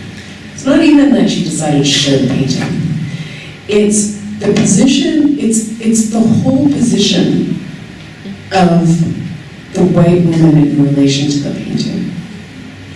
And what he said is, if a white woman wants to paint, or if white people want to paint these scenes of violence, or these historical moments, let's not say scenes of violence, if white people want to paint these historical moments, it's so much easier to present the picture of poor Emmett Till in his casket. Because why? Because whiteness isn't implicated in that. Because the white artist is then showing empathy with the black victim, as opposed to admitting to the complicity of whiteness in the events that put him in that casket, right? And one of the historical things that, you know, I think very much fueled the protests was that just a month before, a book was published that confirmed what lots of people had known for a long time, which was that the woman who accused Emmett Till of flirting with her and triggered his lynching, admitted in print to a journalist that she had lied, right? So that painting was coming in the context, not of empathy with blackness, but in terms of these white lies, right? In terms of the complicity of whiteness, right, in that murder. And that by empathizing with the mother, she was this white woman was sidestepping the question of her relationship in a conceptual space, not a personal relationship, her relationship to the lying white woman, right? If a white man paints this painting, what is the right way to do it? Is it to identify with Emmett Till, or is it to admit that there is an identification to be made with the white man who lynched him, right? And so that I think, I do appreciate the thing of, and the other thing I'll say is the formulation of if 50 black women had painted this, no one would have said anything. We also wouldn't be seeing them, right? We also wouldn't be we wouldn't be seeing them. And actually what's interesting is that people who were very invested, white people who were very invested in this argument of why should this subject be off limits? Black people are allowed to paint it. They kept going back and trying to find paintings or artworks by black people of Emmett Till, and there are 3 ever by artists who were basically folk artists working in their backyard studios, right? No black artist of any sort of professional recognition or standing has tackled that subject, right? And there are reasons for that, right? Which, I'm not gonna try and answer to, but, so I think, I do think that, the idea that an artist would decide to take on that subject, especially when that artist did not come from the black community, showed a profound sense of entitlement in the sense of the world is my oyster, everything is available to me, where even black artists are unwilling when it comes to that particular subject matter to kind of say that. And so I think that played a part in it a lot. But the thing that Prestige pointed out of what does your empathy actually absolve you of, right? Is a really interesting question. In this case, it absolved her of actually having to interrogate white femininity and its relationship to this history of lynchings and violence against black people over a very long history. Yes. And next there's a question in the back after, but go ahead. I guess sort of less of a question, but also thinking about the kind of parallels between what you lay out in your book, is also this kind of question around free speech and who has access. I think one of the things also that's, I guess maybe the focus of the conversation on art history forces it's sort of it's art history or bust, that only art historians can talk about the objects, right? And I think part of what we also need to think about is that it's not just that the museum as an institution has to be dismantled, remade. We also have to think about the disciplines and the university, another space that imagines itself as a platform for free speech and invites, right, as we know, those of us who lived through this last year, right, invite these sort of very intense conversations, but having to do with the violence. But I think partly, sorry, it's the end of a long week, but really thinking about the ways in which there are other critics, scholars outside of art history in disciplines that actually start with the people, right? Yeah. Like African American studies or ethnic studies or women's studies that are doing this work. And I think also, what your, I think, book also helps us, kind of leads us to, is to think about who else can actually write about these works with care, with history, with thoughtfulness, that is attentive. And so I just I apologize for not sort of formulating it in the form of a question, but I think I would want us just to think more broadly as well about, how we open up space for other kinds of thinking and writing and access to these kinds of works and these kinds of histories. And I think that, that's a fantastic point, and something that's really crucial. And I think that, as with, the idea of free speech, which can turn into a kind of policing mechanism that suppresses certain kinds of debates and suppresses certain kinds of conversations, the notion of expertise also can do that. And I mean, that's one of the reasons why I keep resisting when Alan keeps saying, like, but really it's art history, and it's like, well, no, because it's partly there. I've outlined a million reasons for saying, like, no, it's not art history. But one of the other reasons is precisely what you say, is that these are, for me, conversations in the public square, right? And I can't, that it's hard to take part in conversations in the public square if you are speaking with the language of expertise, right? And speaking with the language of authority, right? So, one of the reasons that I agreed to write the book so quickly is because I had said from the outset, and I've said many times since, that this is in no way, not even close to a definitive account. Certainly it's not a definitive account of the David Schutz controversy.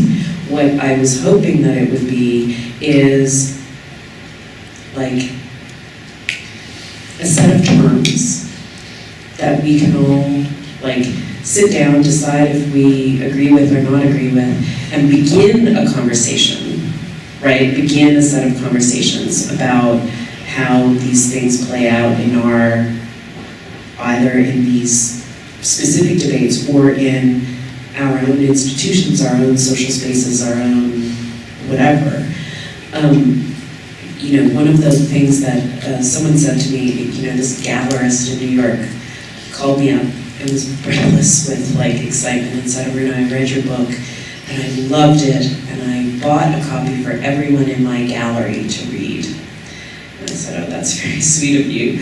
And I'm not thinking that this gallerist had really understood most of what I had written in the book, but I went into the gallery a few weeks later, and one of the people who worked there came up to me and said, I read the book, I was made to read the book, and it was a fantastic book.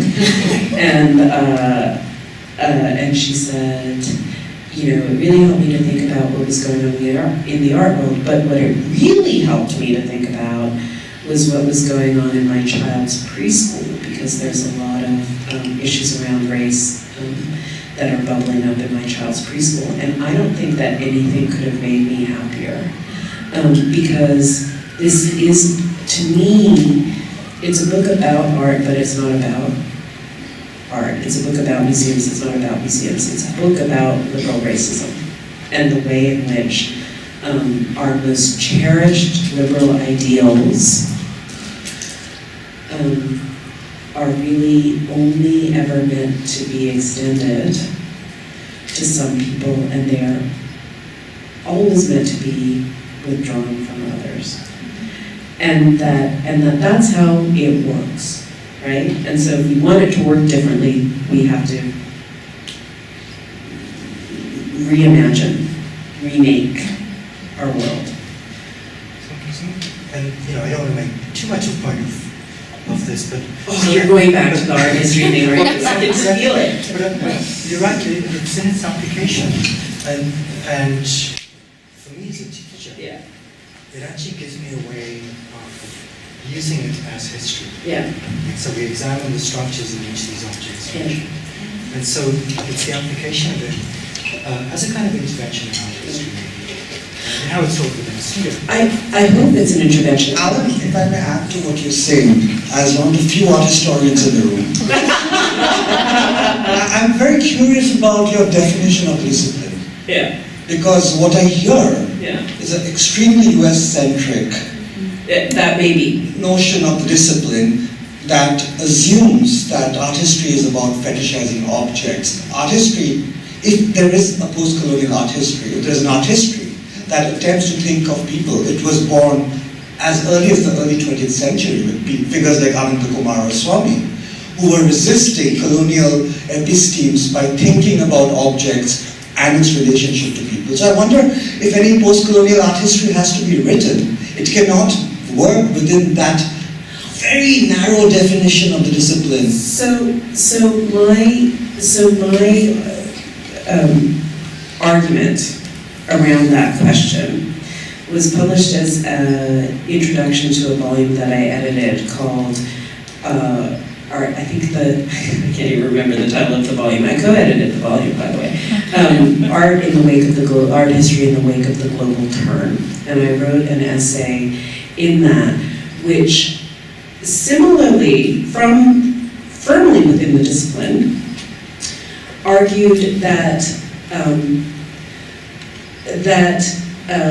art history, that there were other models possible, but that art history as a discipline within a kind of American academic structure would almost inevitably not be able to accommodate the post-colonial challenges to the discipline. And so I am not saying that there aren't, I'm saying art history is a thing that exists within institutions, and that those institutions are not infinitely malleable.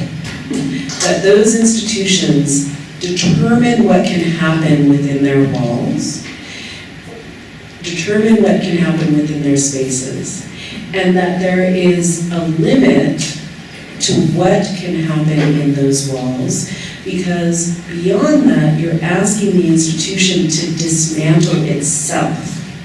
And that institutions will not dismantle themselves. They need to be remade, right? Like they will not, and so I am not saying that there is not a way to talk about art, whether you call it art history or whether you call it something else. I'm not entirely convinced that Kumaraswamy is doing that radical and undoing of art history, frankly, I will say. But I'm not saying that there aren't other valuable ways, but I frankly don't at all get any need to retain the definition, to retain the nomenclature, or the identity tag of art history, right? Like I'm saying, like, I'm trying to come up with my own way of writing about art, right? And that I don't want to call it art history because I think that term comes with a set of assumptions and historical baggage that is not useful to me. And I think it's not, and it hasn't produced, and it's honestly, I keep up with the discipline enough, it's not producing necessarily work that I find is answering the questions that I wanted to answer, which are now have nothing to do with art. They have to do with achieving a greater form of justice in the world, right? I don't see how art history is doing that. I am not saying that writing about art is a bad thing to do, right? I write about art. But I'm saying that I don't really understand the need. Like, what happens if we just stop calling it art history and like allow people to work within parameters that aren't so kind of disciplinary, right? And this is why I keep pushing back when you say, like, if the work is useful to you as an art historian or to anyone as an art historian, yay, I love that, right? I want it to be useful as useful to art historians as it is to the lady trying to figure out the racial dynamics of her preschool, right? I want that to be the case. I do not feel any need, after devoting a great deal of my life to the discipline of art history, I do not feel any need to identify that work as art historical work, because I think it is doing something that I genuinely challenge anyone to find, like to actually, like I think that the most interesting writing that's happening about art is happening, as, I'm sorry, I don't know your name, the woman in the green shirt, was saying, is coming from a point of view of people who are writing from a human-centric position. So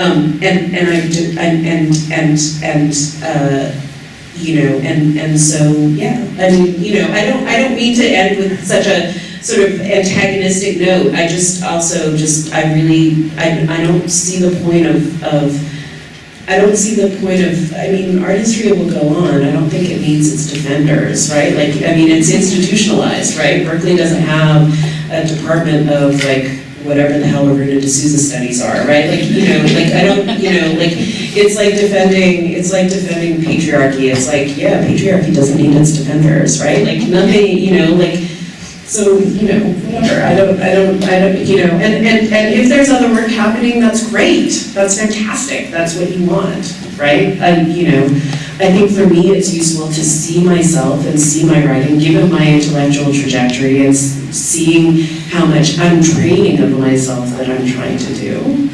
I think it's useful for me to see art history as an antagonist to, not an antagonist exactly, but like as something that I hold in an ambivalent relationship to the way that I'm imagining the world.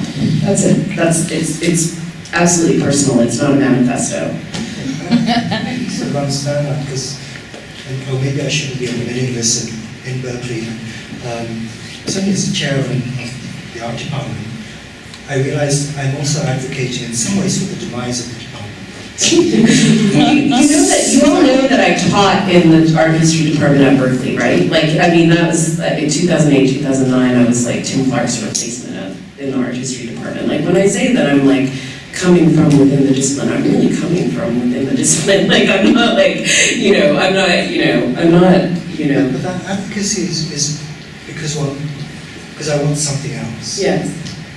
Yeah, it's not destructive. It really is like, I want to imagine a different way of doing things, right? And I will model a different way of doing things, and by doing so, I will ensure that no art history department will ever hire me. Like, in doing so, like, it's not like somehow I'm doing this and like I'm reaping all the benefits and rewards. Like, I wrote a piece in a Bay Area publication that you all know very well called Art Practical. I wrote a piece called Dying of Exposure, and around that time I came out of a project, someone had asked me to sit on a panel called The Price of Free Speech, and I was like, for me the price of free speech was halving my income by leaving academia, right? Like, the price of free speech was actually, that is the price that I paid in order to say whatever I wanted, however I wanted, wherever I wanted, right? Like, that was literally, it was a price tag. I got the bill in the mail, right? And like that, and so I, I don't think that I'm, I think that, like, I've done this because it's allowed me to do the work that is most meaningful to me. And I love talking to artists, I love talking to art history departments, I love talking to graduate students, I love talking to undergraduate students. I also am very much trying to imagine an audience for myself and for my work that holds me to a different set of accountabilities. Let's take one last question. Just one question about, thank you for the talk. One question on Greg, thank you for the talk.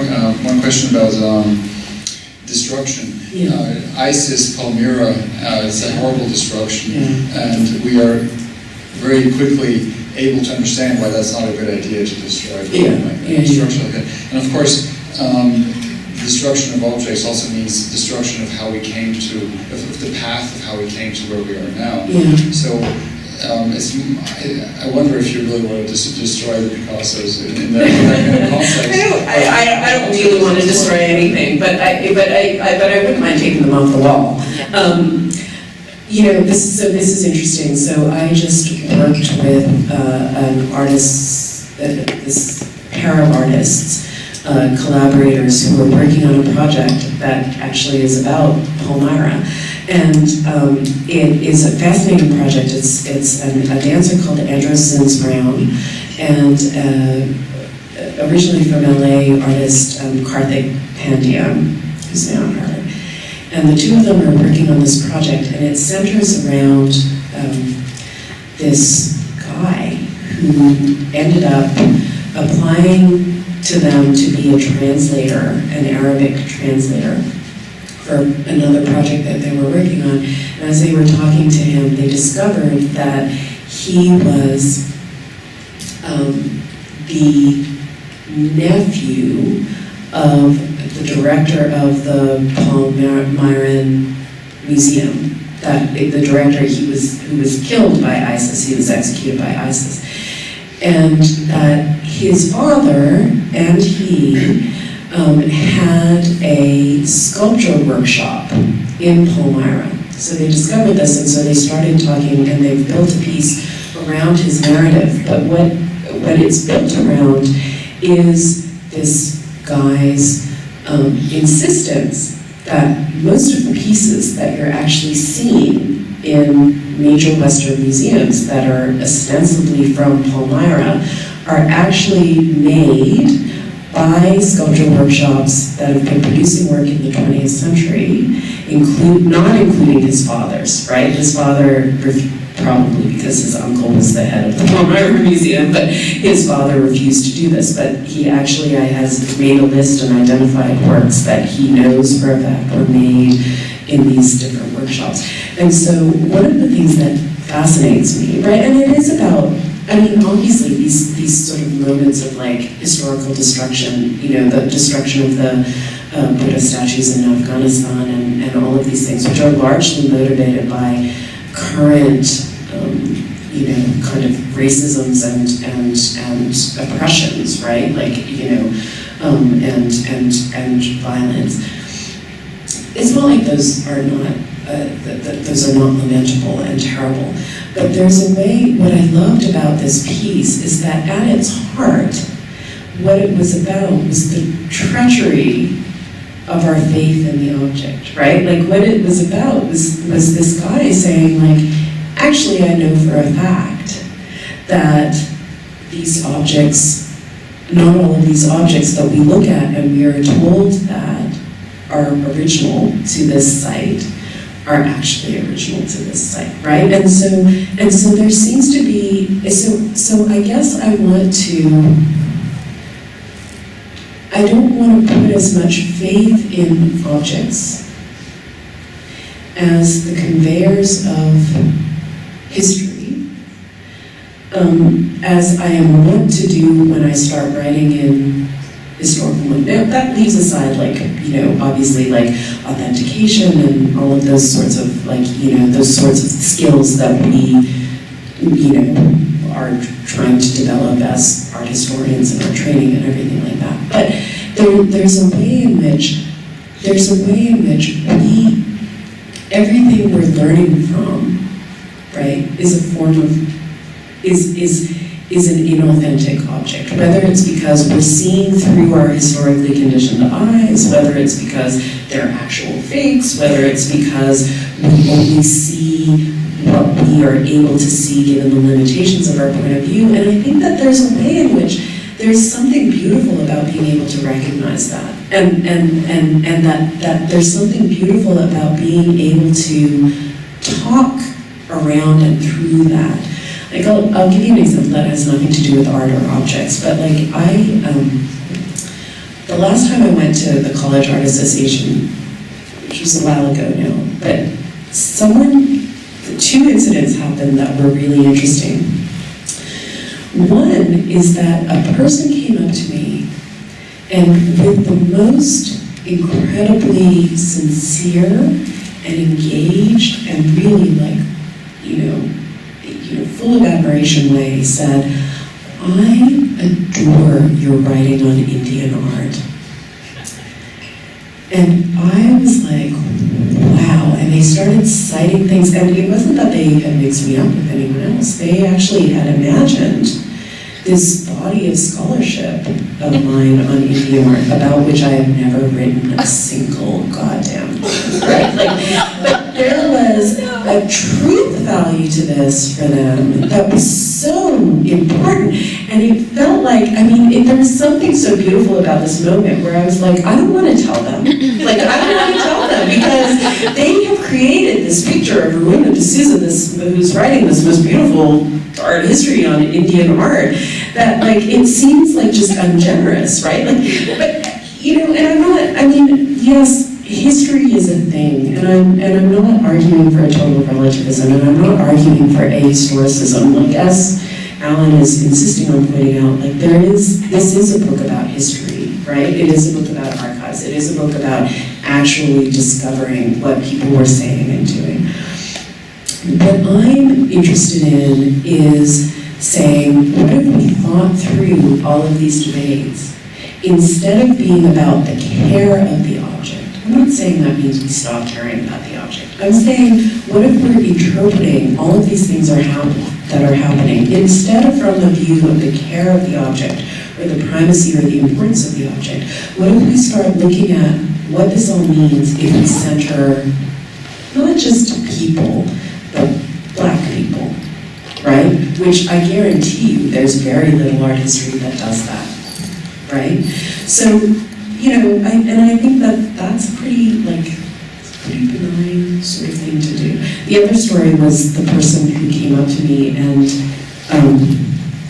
told me that they found my Indian accent very charming, right? And one of these, yes, there's all sorts of racist, layers of all of this, but it's also it's also to say that even when we're face to face with someone, right? Even when we're face to face with a history or an object, or an artifact, a thing, a painting on a wall, whatever,